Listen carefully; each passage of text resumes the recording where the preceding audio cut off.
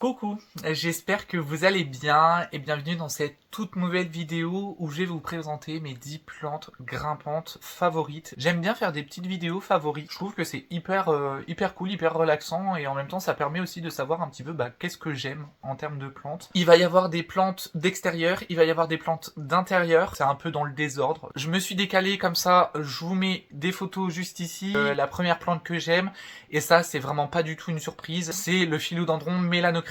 J'aime énormément ce philodendron là. Je crois que c'est mon philodendron préféré de tous les philodendrons. Ça, je trouve que c'est hyper satisfaisant, surtout quand ils sont en forme mature. Ils ont des grandes feuilles, ils ont un toucher velours. Enfin bref, quand elles sont toutes jeunes, c'est un peu rouge et vraiment, j'aime énormément. Je vais essayer d'aller vite pour pas faire non plus une vidéo qui dure 3 heures. Ensuite, il y a le chèvrefeuille du Japon. Alors, le chèvrefeuille du Japon, c'est le Lonicera japonica. J'ai récupéré quelques graines, donc je pense que dans le vlog du mois de février, vous aurez le 1er mars, on va faire du semis de chèvrefeuille du Japon. J'ai quelques graines, donc je vais tester. C'est une expérience parmi tant d'autres. J'ai profité de les mettre au frais.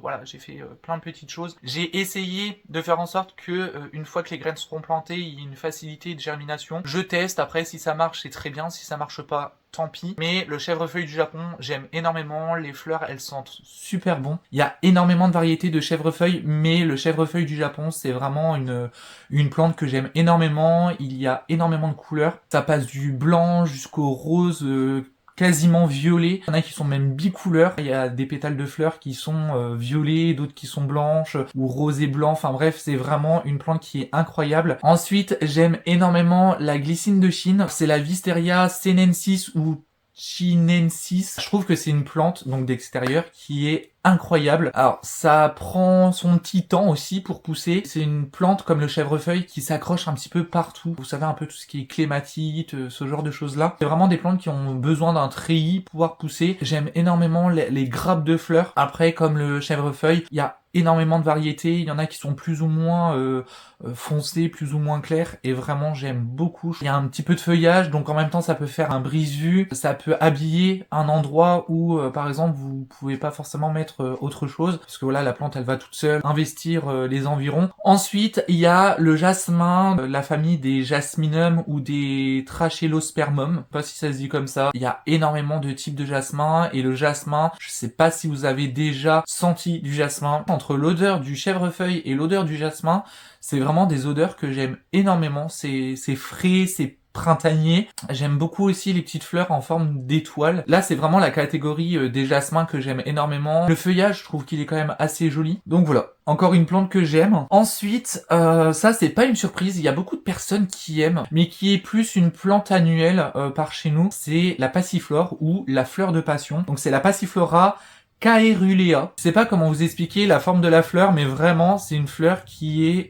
incroyable. Elle sent extrêmement bon. Par chez nous, c'est une fleur annuelle. On peut planter au même titre que des bois de senteur, par exemple. Par contre, je vous ai pas dit, le chèvrefeuille, la glycine, le jasmin, ce sont des plantes qui sont vivaces. Vous pouvez les garder d'année en année, en faisant bien attention et en prenant des pincettes à ce que je dis. Moi, je suis dans la région Lorraine, donc les hivers peuvent être très froids et les étés peuvent être très chauds. Et c'est un peu spécial comme météo ici. C'est un climat continental. Dans le sud, je pense que vous pouvez la garder quand même beaucoup plus longtemps que nous. Je pense que dans le sud, vous pouvez garder cette plante-là beaucoup plus longtemps que nous. Après, si c'est dans un pot, pourquoi pas peut-être la rentrer, essayer de la faire reprendre au printemps. Je sais pas si c'est possible ou pas, pourquoi pas, ça se tente. Ensuite, il y a le philodendron squamiferum. C'est un philodendron, alors déjà, la forme de la feuille, j'aime beaucoup. Et à côté de ça, j'aime énormément, c'est le pétiole. Comme je le dis souvent, c'est un philodendron qui est poilu de la tige. J'aime énormément ce style de plante-là. C'est une plante qui est vraiment incroyable, qui est hyper facile, qui pousse très facilement. Alors ça fait pas non plus des feuilles hyper grandes. Dès que ça a décidé de pousser, ça pousse. C'est une plante qui est très facile. Il n'y a pas forcément de nuisibles sur cette plante-là. Je m'en ai jamais vu malgré le fait que j'ai eu les araignées rouges, malgré que les pétioles soient poilus, j'ai jamais eu de nuisible sur cette plante là. Donc si vraiment j'avais une plante grimpante à vous recommander, si il y a une plante que je peux vous recommander, il y a juste besoin d'avoir un tuteur en bambou, il n'y a pas besoin de tuteur en sphène. Ensuite, je voulais vous parler de l'Anthurium warockeanum. Donc l'Anthurium warockeanum, c'est une plante semi-épiphyte. Alors on dit que les plantes sont épiphytes, mais en vrai, à part des orchidées et quelques plantes épiphytes qui poussent comme ça sur des troncs d'arbres, les plantes que nous on dit épiphytes sont semi-épiphytes. Et vous me diriez pourquoi, Vic, ce sont des plantes semi-épiphytes alors qu'on dit que c'est des plantes épiphytes. Les plantes épiphytes poussent que sur des troncs d'arbres. Les plantes semi-épiphytes, les philodendrons, les pothos, les anthuriums par exemple, ce sont des plantes qui poussent en terre, donc il y a des racines terrestres et à côté il y a des racines aériennes qui permettent de s'accrocher aux troncs d'arbres, qui permettent aussi d'avoir une certaine maturité, d'aller chercher de la lumière, etc., etc. Donc ce sont des plantes semi-épiphytes. On fait toutes et tous l'erreur de dire que ce sont des plantes épiphytes alors que ce sont des plantes semi-épiphytes. Moi le premier, j'avais envie de vous parler de cet anthurium là. J'aime énormément ce style de feuilles extrêmement allongées. C'est pour ça voilà que j'aime par exemple le philodendron gigas, le philodendron mélanochrysum. C'est vraiment des feuilles qui sont allongées, qui peuvent cacher le tuteur, qui peuvent cacher la tige parce que potentiellement peut-être que la tige n'est peut-être pas forcément très jolie. Je trouve que c'est un anthurium qui est un petit peu compliqué sur certains points, qui a besoin d'un certain taux d'humidité, mais par contre qui n'aime pas du tout avoir les racines qui baignent dans l'eau. Faut faire hyper attention à ça. Il faut mettre un tuteur sur un anthurium ou araucaneum, comme tout anthurium, dès qu'il commence à vraiment bien grandir, faut mettre un tuteur. C'est pas vraiment un anthurium que je pourrais recommander pour les débutants parce que c'est un anthurium, comme je viens de vous dire, qui est quand même assez complexe sur certains points. Ensuite, il y a le bougainvillier. Le bougainvillier, c'est une plante qui fleurit 2 fois dans l'année, c'est à double floraison. Personnellement, je dirais que ça serait une plante remontante. Les plantes remontantes, c'est des plantes, par exemple, admettons des fraisiers, il peut y avoir 2 récoltes dans l'année. Là, en l'occurrence, le bougainvillier, il y aurait 2 floraisons dans l'année, il y en aurait une au printemps et une à l'automne. Les fleurs, elles peuvent être blanches, elles peuvent être roses, elles peuvent être violettes, rouges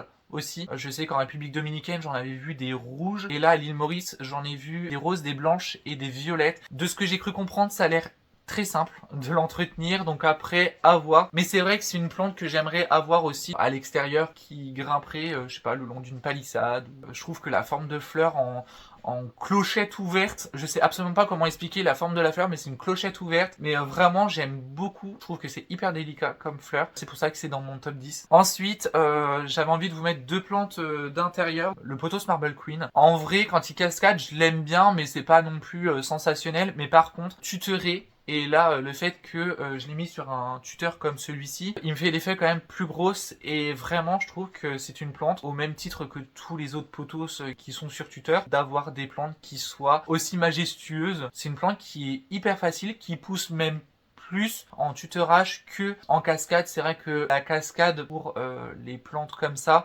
c'est pas naturel. Ça réduit, j'ai l'impression, la croissance de la plante. J'avais pris une bouture de ma plante mère, c'était une toute petite bouture et quand je vois que ça a grimpé plus que le tuteur, donc c'est vraiment une plante qui est plus haute que le tuteur là. Je vous ai fait une vidéo courte pour faire le focus de cette plante là. Je vous la mettrai dans le petit i, je vous la mettrai aussi en barre d'informations. Les feuilles elles sont quand même beaucoup plus grosses, elles sont beaucoup plus jolies. Après c'est sûr que l'inconvénient c'est de doucher le tuteur de temps en temps pour que les racines puissent se faire naturellement dans le tuteur. C'est pas une plante qui est très compliquée. Il faut juste la mettre suffisamment à la lumière pour que la partie variegata ressorte un petit peu plus et que la plante ne soit pas terne. La plante mère, elle est un petit peu terne parce qu'elle n'est pas vraiment à la lumière. Ça ne me dérange absolument pas. C'est totalement possible que le pothos marble queen reverse. Donc ça veut dire qu'il devienne tout vert. Pour ceux qui savent pas ce que ça veut dire réverser. La dernière plante grimpante que j'aime énormément, c'est les philodendrons Florida. Peu importe la variété, donc moi j'ai le Florida Bronze, le Florida Green, le Florida Ghost et le Florida Beauty. Je les aime